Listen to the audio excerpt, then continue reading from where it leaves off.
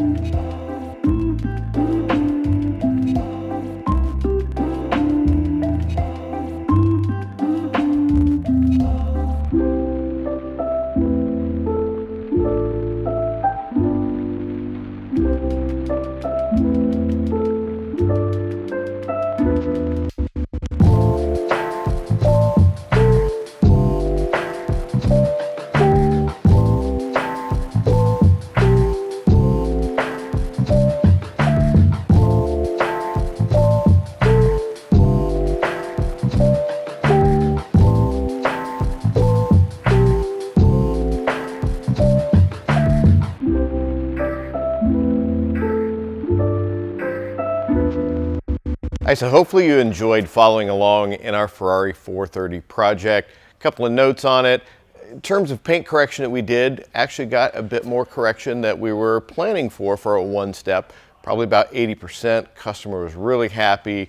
We brought a lot of depth to the color back, a lot of gloss to it as well. Trim cleaned up nicely once we put ISM coat from Kamikaze Collection on it, as we did the rest of the body. Another thing that we ended up doing to it is an impromptu leathery process on the seats and the interior.